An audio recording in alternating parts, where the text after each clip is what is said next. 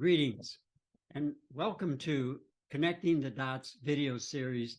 My name is Ron King.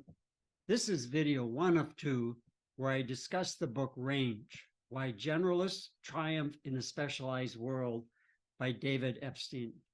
The agenda will have 2 parts. We'll start with a setup where we'll talk about the goals and approach of this series, then provide a quick overview of the book. I'll be constructive, assuming the author's in the room. In terms of the concepts, I'll first start by laying out the roadmap, which is the table of contents. This is the way the author sets the book. Then I'll present a framework that I use that's my take on the major themes of the book. And then I'll discuss the topics from each chapter using the framework to connect the dots.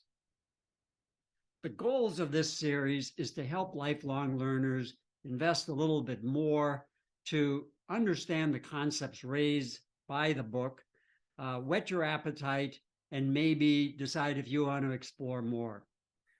Those who do that or work through this video along with the book, hopefully will understand the concepts better, integrate them, and then have the ability to recall and apply to the issues that they are wrestling with, whether it's at work or their personal life. My approach is this two-step process I mentioned. I'll create this framework, which is a mental scaffold, which connects the major themes of the book. And this framework will use the terms that the author introduces, and I'll bring other terms that I believe are related to the themes presented in the books. And then the heart of the video is to connect the dots, where I find topics of interest and discuss those in relation to the framework. Now, clearly, these are idiosyncratic choices. I look at it and I pick a topic or a sentence from each chapter to investigate.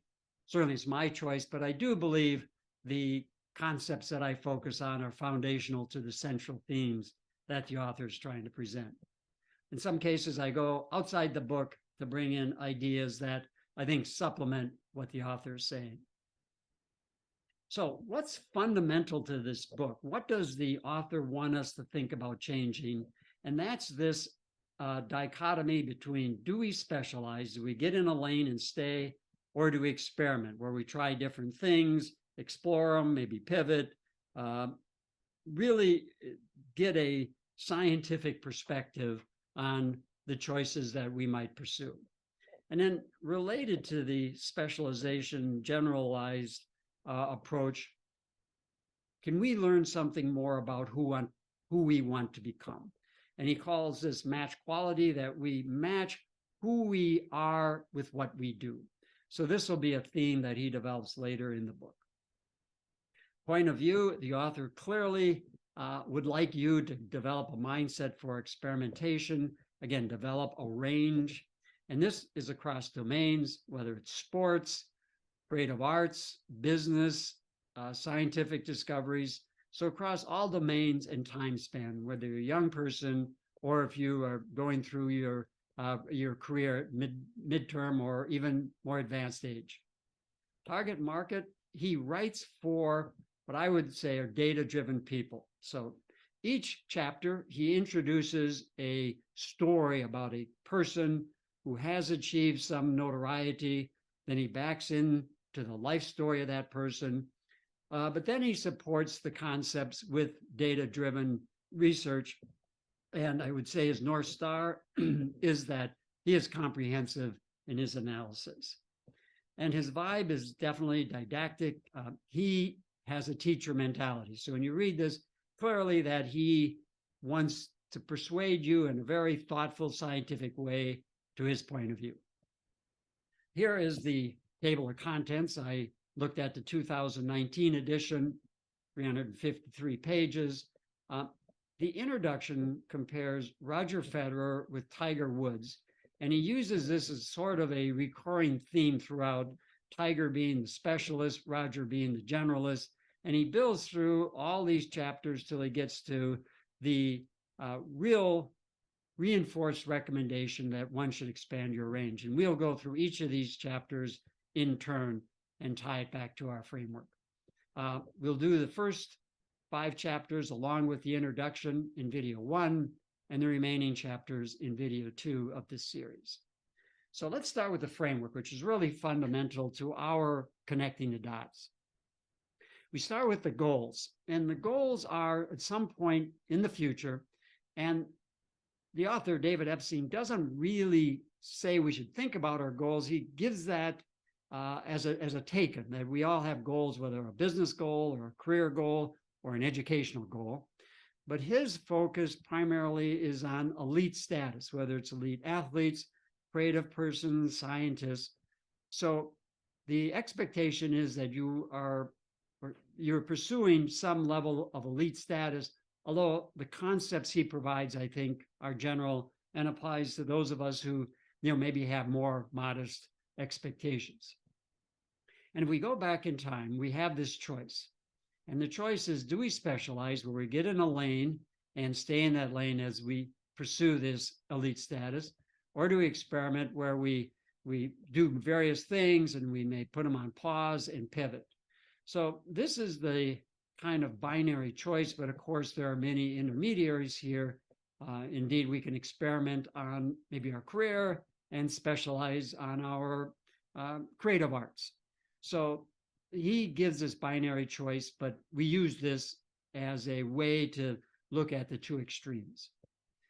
Major topic that he investigates is the idea of a head start. And we think about a head start is we compare it from a child who is a specialist to someone who's a generalist, where this child, and uses Roger Federer as the case example here and Tiger Woods here, that Tiger at the age of 2 was swinging golf clubs, and the age of 4 winning tournaments, and really got in a lane and became kind of an iconic success story over his career. Where Roger Federer started out experimenting, he played soccer, he did certainly play tennis, but he spent time doing a variety of things, and finally he picked tennis. And what the author would say is this is an experimentation early period, and this is a head start. And the head start is that this child, in this case Tiger, has a head start of other golfers who might have played tennis or soccer, because this person has his muscle memory, all the experience that really tie to having all your mental energies and physical energies focused on one thing. So we're going to talk about head start, and he's going to say the benefit of head start depends upon if we're in a world that's wicked or kind, and we'll define these. And as you would guess from the name, that wicked is that it's a very complicated decision setting relative to a kind problem. Then he talks about the institutional aspects of education. I would say that he thinks the educational model is not what it should be to help build people who have the capability of being nimble in this wicked problem world. Talks about grit, because grit relates to, do we pivot? If we're on some lane and things aren't going well, do we pivot or not? And grit gives the idea that you stay the course. And the author provides some nuance into the idea of grit versus perseverance. And in perspective, the perspective is, I think, really looking at this from a gestalt that, again, over time, context is very important, and how we think about these things as it applied to choices that we need to make. In terms of pursuits, he covers a lot of different domains: sports, games, creative arts, science, healthcare, business, forecasters. And each chapter starts with a case example, a story about someone who's been really an elite successful person in each of these things, and then tells the story of how they got there. And to a large extent, what he's going to do is try to build a case for not specializing, but being more of a generalist. What do I think to summarize this? He doesn't use this phrase, fluid intelligence, but I think what he's arguing is that by being a generalist, throughout your life, you build the ability to think abstractly and solve problems independently of your experience of learning. So fluid intelligence is a type of intelligence where you're exposed to something, but you can figure out how to connect the dots to new things. And he says that the combination of being a better decision maker is highlighted by it helps you gain insights into who you are. So this is the framework. And what I'm going to use that framework is to discuss topics from each of the chapters. So let's start with the introduction. So as I mentioned, he tells the story of Tiger Woods. Tiger Woods came to symbolize the idea that deliberate practice early on is really the path to success. And he said, not only does that make a great story, but this hyper specialization, doing just one thing, forms the core of a vast, successful, and sometimes well-meaning marketing machine in sports and beyond. And by this, he means parents are looking for answers. They would like guidance in terms of, do I have my child specialize, or what mix of activities in this busy world should we have them focus on? Should we have them piano only, violin only, sports? But what the author claims is that it's become really the tiger moms, if you will. So not the Tiger Woods, but the tiger moms who really are very closely monitoring what their kids do, truncate the opportunities, so they pick a lane and get into it with the hope of them gaining really elite status. Federer, according to the author, took a different path, did a variety of choices, and then finally became great in his sport after an older age of, late in his teens, before he really centered on tennis and, of course, excelled great things there. And the author says that not only is the Tiger story, it's a compelling story, but he indicates that the Rogers story, where you experiment, is actually a more common path to stardom. And the author has worked in this, has written books about sports excellence, the elite athletes. So I think he comes to this with real authority. And what he wants to do in this book is generalize from sports to other things in life. He presents this figure in the book. It's on page 7. It's the only figure he has. And you can see on the horizontal, he's got age from 0 to 9, 9 to 12, etc. And the vertical axis, the average practice hours per week. And what he makes of this here is, if you look at this dotted line, which goes up and then comes down, this is the average hours per age group for near elites. So people who are really great, but not quite those that reach the elite status. And the solid line are identified by this line. And the point he makes is that if we compare the hours for children, 9 to 12 and 12 to 15, that the elites, the people who end up being real elite athletes, are actually spending less time on average per week than the near elites. And the point he's making is that it may be that these individuals are getting exposed to different ideas and different sports, different challenges. Now, again, there are other explanations here. It may be you get burnout, or maybe you find that your priorities change.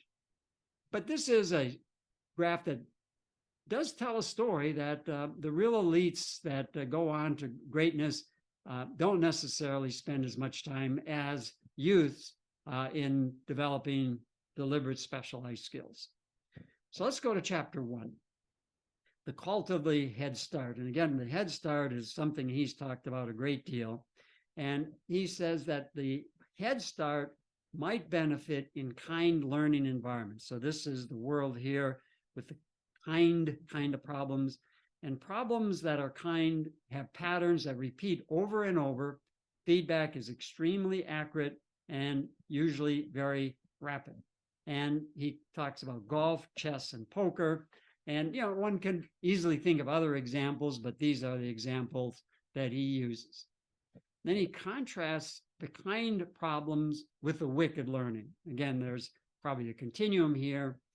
In the wicked learning environments, he says the rules of the game are often unclear or incomplete. They may not have repetitive patterns, and if they do, they aren't obvious, and the feedback is delayed or some combination. He said business, life science, healthcare, all of these things he would put in that category. And he says, when narrow specialization, that is, you get in a lane and you only learn one thing, is combined with this wicked world, the human tendency is to rely on the familiar, the experience you had here, and try to form patterns in this wicked world. And he says, this can backfire horribly. And he gives examples where people do make bad decisions that based on real clear pattern recognition in a simple world that then try to generalize to a wicked world, things go wrong. On the other hand, for people who are generalists, experimentalists, he calls them here adapters, they draw on outside experience in avoiding the same old patterns. In the wicked world with ill-defined challenges, a few rigid rules, meaning more nimble rules, more flexible rules, range can be a life hack. So he's saying a life hack is if you are able to adapt. And the ability to adapt is, again, have this fluid intelligence. Chapter 2, How the Wicked World Was Made. This is an interesting chapter. He goes back and he indicates that there's this concept called the Flynn effect, where the Flynn effect is that over time, the amount of correct IQ test questions that were answered correctly grew over time. Now, the IQ stays standardized at 100, but he makes the argument that in reality, people taking these exams are getting better at connecting the dots over time, even though they're not better on the procedural or mechanical things of math and maybe grammar and memory, but they have a broader worldview about concepts. And these are my words, but you might think the world is changing fast and we're adapting, but the world is changing faster than we're adapting. So he said, we need more fluid intelligence because the world is becoming less kind and more wicked. Chapter 3, let's see what he talks about here, when less of the same is more. And the idea here is by getting more experience, the more context in which something is learned, the more the learner creates abstract models, these kind of mental models, these scaffolds, the less they are going to rely on any particular example. So they've got a toolbox that has more possibilities. Learners become better at applying their knowledge to a situation they've never seen before. And this is kind of interesting. He talks about creativity a lot, but he said the essence of creativity is applying knowledge to situations they've never seen before. He then takes this into the element of education. And I would say he's not particularly complimentary of our educational infrastructure.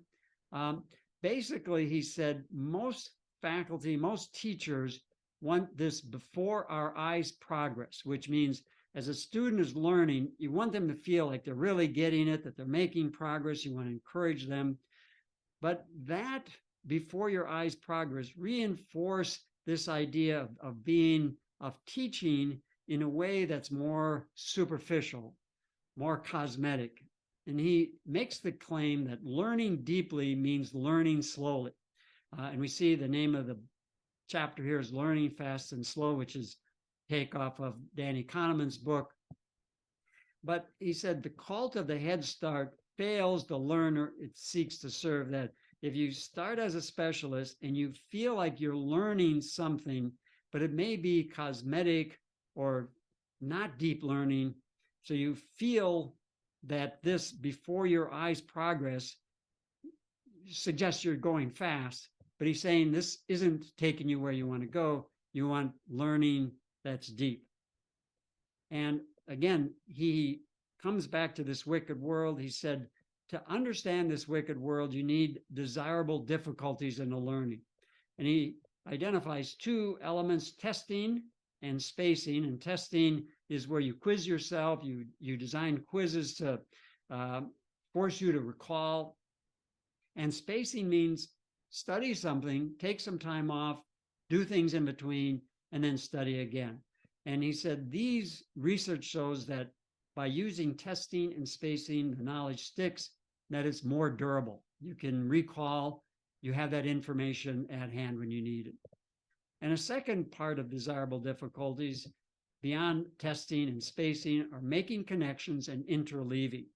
And interleaving means if you study a topic, like I teach accounting, that I might discuss the balance sheet, but instead of talking only about the balance sheet and then switching and talking about the income statement, interleave by talking about the balance sheet sum, then the income statement, back to the balance sheet, back to the cash flow statement, so that you're mixing them together. Again, that's slow. It's a little frustrating, but it helps create knowledge that's flexible and useful for problems that never appear in training. And making the connection when you're doing this interleaving is sort of understanding how to connect those dots.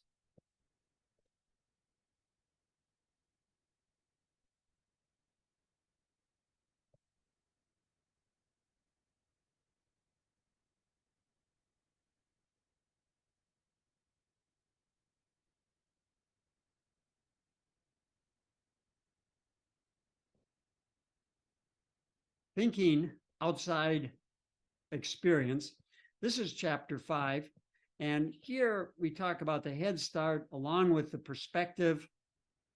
And here he said, when we think about the media, they really are over here when people are successful and they try to give quick answers, and that basically the easy answer to parents and to young people is that do things that make you feel like you're making progress quickly. And he said there's no entrenched interest fighting on the side of range or experimentation, or that knowledge must be acquired slowly. That is more unhappy learning. He thinks that making connection knowledge and broad concept, this deep structural analogical reasoning is important, but there's no one fighting for that. So he's stepping up to fight for that. So that's the end of video 1. We'll pause here and go to video 2.